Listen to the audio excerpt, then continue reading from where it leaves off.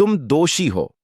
हाँ, मैं भी मानती हूं कि मुझसे गलती हुई है, लेकिन शाजिर इस घर का होने वाला दामाद है, इसलिए जाकर अपने भाई को समझाओ और शिफा को भी अच्छी तरह समझा दो।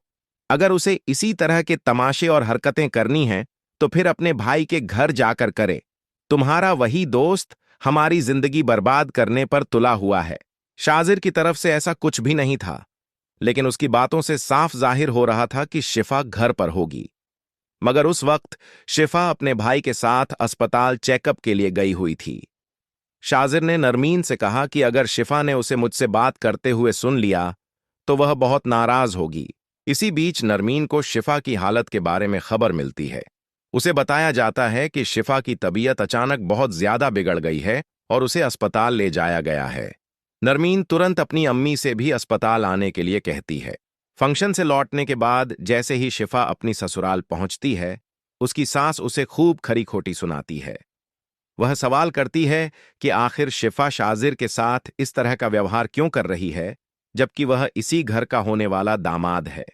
वह उसे साफ कह देती है कि अगर उसे अपने भाई के साथ जाकर कोई ड्रामा करना है, तो वह अपने भाई के घर जाकर करे। इन बातों के बीच शिफा की तबीयत अचानक और ज्यादा खराब हो जाती है। उसकी हालत देखकर माज उसे तुरंत अस्पताल लेकर जाता है। उधर नरमीन शाजिर को फोन करती है, लेकिन शाजिर उसे समझाता है कि उसे उससे इस तरह बात नहीं करनी चाहिए, क्योंकि शिफा को पता चलने पर वह फिर नाराज होगी और नरमीन की बेइज्जती करेगी। जब नरमीन उसे बताती है कि शिफा अपने भाई के साथ अस्पताल में चेकअप के लिए गई हुई है, तो शाजिर बिना देर किए अस्पताल पहुंच जाता है। शाजिर के मन में अब एक बेहद खतरनाक साजिश चल रही होती है। वह डॉक्टर को पैसे देकर शिफा की प्रेगनेंसी खत्म करवाने की कोशिश करता है, ताकि उसके और शिफा के बीच कोई तीसरा रिश्ता बाकी न रहे और वह अपनी अधूरी मोहब्बत को हासिल कर सके। दूसरी तरफ माज का भरोसा भी अब धीरे धीरे शिफा से उठने लगता है। हालात यहां तक पहुंच जाते हैं कि वह शिफा से साफ कह देता है कि इस पूरे मामले में सिर्फ माज की गलती नहीं थी, बल्कि कहीं न कहीं शिफा भी खुद को इस स्थिति के लिए जिम्मेदार मानने से बच नहीं। तुम दोषी हो।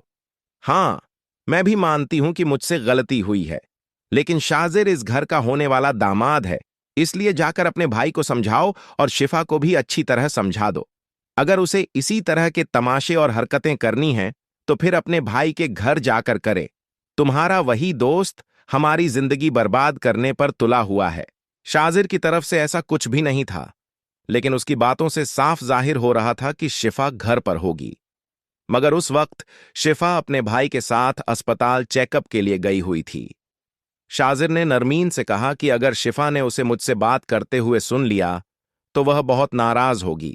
इसी बीच नरमीन को शिफा की हालत के बारे में खबर मिलती है। उसे बताया जाता है कि शिफा की तबीयत अचानक बहुत ज्यादा बिगड़ गई है और उसे अस्पताल ले जाया गया है।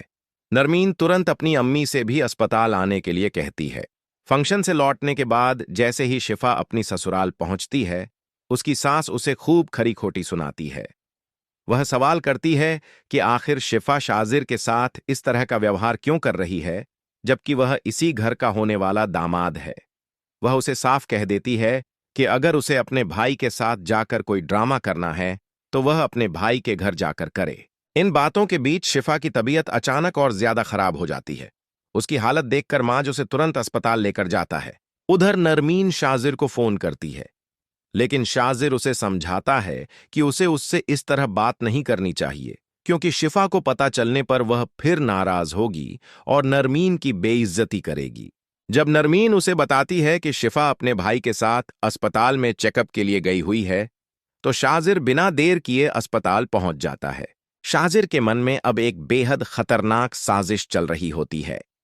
वह डॉक्टर को पैसे देकर शिफा की प्रेगनेंसी खत्म करवाने की कोशिश करता है, ताकि उसके और शिफा के बीच कोई तीसरा रिश्ता बाकी न रहे और वह अपनी अधूरी मोहब्बत को हासिल कर सके।